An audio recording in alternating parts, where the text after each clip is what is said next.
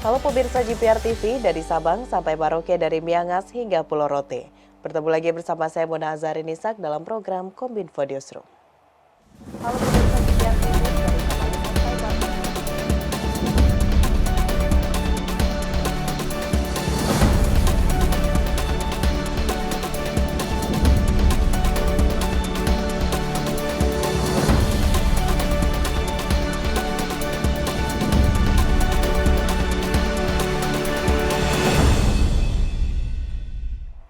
Pemirsa, kita ke informasi pertama. Menteri Investasi sekaligus Kepala Badan Koordinasi Penanaman Modal, Bahlil Lahadalia menyebutkan, pemerintah akan terus melakukan kebijakan hilirisasi meski ada intervensi dari Badan Perdagangan Dunia atau World Trade Organization.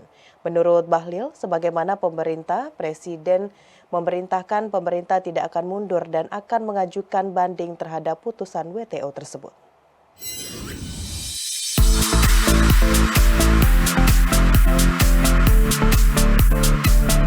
Indonesia dinyatakan kalah di tahap pertama soal gugatan Uni Eropa terkait nikel dalam panel World Trade Organization. Menanggapi hal itu, Menteri Investasi atau Kepala BKPM Bahlil Lahadalia mengatakan hal itu bukan sesuatu yang luar biasa. Menurutnya, Indonesia tidak akan gentar dan menurunkan komitmen untuk melakukan hilirisasi di dalam negeri. Ia menegaskan hilirisasi adalah kewajiban dan keharusan agar Indonesia bisa naik level dari negara berkembang menjadi negara maju. Karena dengan hilirisasi tidak hanya untuk menguntungkan pengusaha-pengusaha investor, tapi juga adalah kolaborasi dengan pengusaha daerah dan UMKM yang ada di daerah agar tumbuh bersama-sama.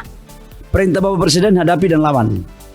Caranya adalah pertama banding, yang kedua dengan cara-cara lain. Dan saya pikir Indonesia tidak akan pernah gemetar dari hal-hal kayak gitu. Karena hilirisasi inilah sebuah kewajiban, sebuah keharusan untuk kita lakukan dalam rangka bagaimana negara kita dan negara berkembang menuju negara maju, dan bagaimana meningkatkan pendapatan per kapita kita dari 4.500 US dollar menjadi 10.000. Dan ini menciptakan lapangan pekerjaan yang berkualitas, dan ini adalah instrumen untuk bagaimana menciptakan nilai tambah. Lebih lanjut, Bahlil juga menyampaikan bahwa pemerintah Indonesia masih memiliki banyak cara untuk membangun hilirisasi di dalam negeri kendati gugatan nikel di WTO dimenangkan Uni Eropa. Kedepannya, Bahlil menyebut pemerintah tengah menyiapkan beberapa strategi untuk membangun hilirisasi nikel di tengah tantangan yang dilayangkan Uni Eropa. Kalau mereka punya 1.000 akal, kita harus membuat 2.000 akal. Ya, Indonesia ini orangnya udah pintar-pintar, nggak bisa lagi dimain-mainin. Dan kita, nyali kita nggak kecil kok. Sementara itu, Presiden Republik Indonesia Joko Widodo memerintahkan agar pemerintah mengajukan banding atas kekalahan saat menghadapi gugatan terkait stop ekspor nikel yang diajukan Uni Eropa ke Organisasi Perdagangan Dunia. Meski kalah di WTO, Presiden tetap memerintahkan jajarannya untuk terus melakukan hilirisasi bahan tambang lainnya.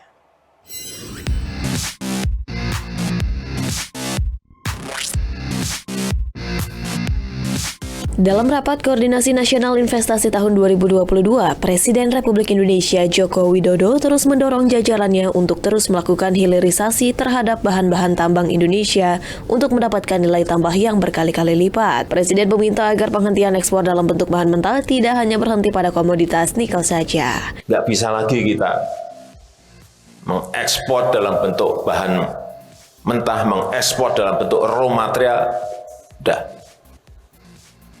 Begitu kita dapatkan investasinya, ada yang bangun, bekerja sama dengan luar dengan dalam, atau pusat dengan daerah, Jakarta dengan daerah, nilai tambah itu akan kita peroleh. Presiden mencontohkan, beberapa tahun lalu Indonesia mengekspor nikel dalam bentuk bahan mentah yang nilainya hanya mencapai 1,1 miliar dolar Amerika Serikat. Namun setelah pemerintah memiliki smelter, ekspor nikel dalam bentuk bahan mentah dihentikan. Hasilnya, pada tahun 2021, ekspor nikel melompat 18 kali lipat menjadi 20,8 miliar dolar Amerika Serikat atau setara dengan 300 triliun rupiah lebih. Kondisi itu turut mendukung neraca perdagangan Indonesia menjadi surplus. Akibat kebijakan tersebut, Indonesia digugat oleh Uni Eropa di Organisasi Perdagangan Dunia. Meski Indonesia kalah dalam kasus tersebut, Presiden mengingatkan jajarannya agar melakukan banding dan terus melakukan hilirisasi untuk bahan-bahan tambang lainnya seperti bauksit. Dibawa ke WTO kita kalah, nggak apa-apa. Kalah, saya sampaikan ke Menteri, banding. Nanti babak yang kedua, hilirisasi lagi, bauksit. Artinya bahan mentah bauksit harus diolah di dalam negeri agar kita mendapatkan nilai tambah. Setelah itu bahan-bahan yang lainnya. Termasuk hal yang kecil-kecil, urusan kopi, urusan usahakan jangan sampai diekspor dalam bentuk bahan mentah, raw material. Sudah beratus tahun kita mengekspor itu. Stop. Cari investor. Investasi agar masuk ke sana. Informasi selanjutnya pemirsa, Presiden Republik Indonesia Joko Widodo membagikan sebanyak 1,5 juta sertifikat tanah di Istana Negara Jakarta. Presiden menekankan pemberian sertifikat tanah sebagai tanda hak hukum karena menyangkut hajat hidup orang banyak dan menghindari konflik pertanahan. Menteri Agraria dan Tata Ruang Kepala Badan Pertanahan Nasional Hadi Cahyanto menyebutkan, dari 126 juta bidang tanah di seluruh Indonesia, Kementerian ATR BPN telah berhasil mendaftarkan sebanyak 100,14 juta bidang tanah, yang berarti sebanyak 82,5 juta bidang tanah di Indonesia telah bersertifikat. Kementerian ATR BPN akan melakukan langkah agar pada tahun 2025 seluruh tanah di Indonesia telah bersertifikat. Pada hari ini Presiden Joko Widodo menyerahkan sebanyak 1.552.450 sertifikat tanah secara daring dan luring di Istana Negara Jakarta yang dihadiri langsung oleh 125 orang penerima sertifikat. Presiden Joko Widodo menyebutkan selama ini terlalu banyak masalah yang berkaitan dengan sengketa tanah yang terjadi di Indonesia. Oleh karena itu, solusi yang tepat adalah dengan memiliki sertifikat tanah. Presiden juga mengingatkan kepada pemilik sertifikat tanah untuk bijak dalam menggunakan sertifikat tanah tersebut. Dan konflik itu ada yang sampai 35 tahun, ada yang 15 tahun, ada 20 tahun, menghabiskan energi rakyat kita. Konflik antar tetangga, masyarakat dengan pemerintah, masyarakat dengan swasta, masyarakat dengan BUMN, banyak sekali. Kenapa saya perintahkan kepada Menteri BPN, ini selesaikan. Tapi masih saat itu, 2015 masih 80 juta yang belum pegang sertifikat. Sekarang sudah total tadi 100 juta.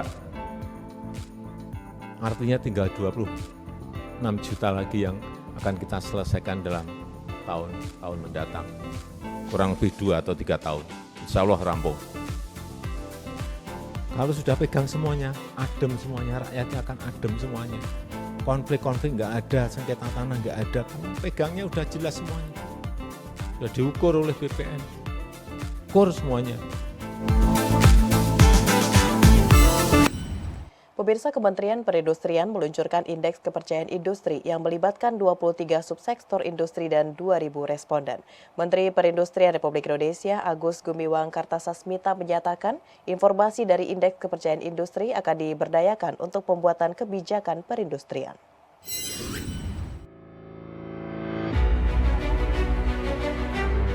Menteri Perindustrian Republik Indonesia Agus Gumiwang Kartasasmita menyebutkan, sektor industri manufaktur merupakan penopang utama perekonomian nasional saat ini.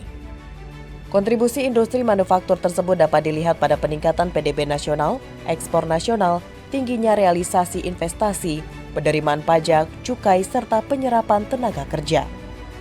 Dalam rangka mengimbangi dinamika perekonomian global yang bergerak cepat, maka perlu dilakukan antisipasi untuk keberlangsungan pemulihan ekonomi nasional. Dalam hal pemantauan industri secara periodik tentu dibutuhkan data dan informasi yang akurat, lengkap, dan terbaru. Oleh karena itu, Kementerian Perindustrian Republik Indonesia terus mengoptimalkan pemanfaatan Indeks Kepercayaan Industri atau IKI untuk meningkatkan performa perekonomian nasional. IKI menjadi derajat keyakinan atau tingkat optimisme industri manufaktur terhadap kondisi perekonomian Indonesia. IKI juga menjawab kecepatan dinamika tantangan ekonomi global dan menghadapi krisis sumber daya industri global di tengah ketidakpastian suplai ataupun demand dari pasar produk industri.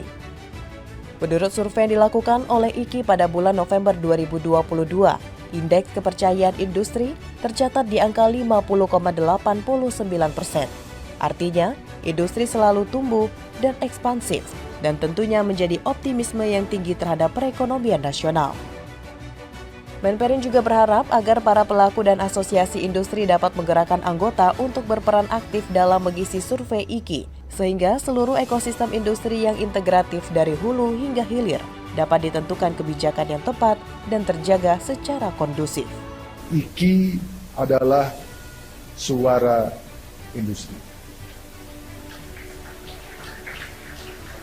Suara ini menjadi perhatian bagi kami di pemerintah, khususnya Kementerian Perindustrian, selaku regulator untuk menyiapkan instrumen-instrumen kebijakan yang terbaik, yang tepat.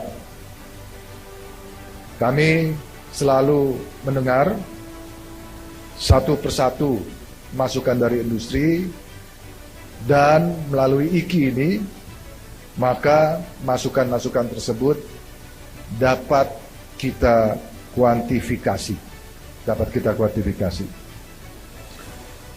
Saya berharap agar para asosiasi industri dapat menggerakkan anggotanya untuk berperan aktif dalam mengisi survei IKI, sehingga seluruh ekosistem industri yang integratif dari hulu, intermediate ke hilir dapat kita carikan rumusan kebijakan yang tepat dan dapat terjaga secara kondusif.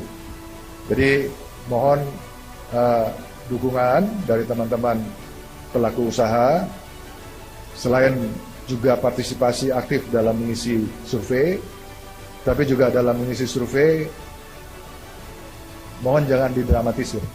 Apa adanya aja. Ya, kalau didramatisir itu nanti kita punya problem, punya masalah ketika kita harus mencari solusi, ketika kita harus mencari polisi-polisi yang tepat untuk sektor masing-masing. Pemirsa, setelah jeda pariwara, kami akan kembali dengan informasi lainnya. Tetaplah bersama Kominfo Newsroom.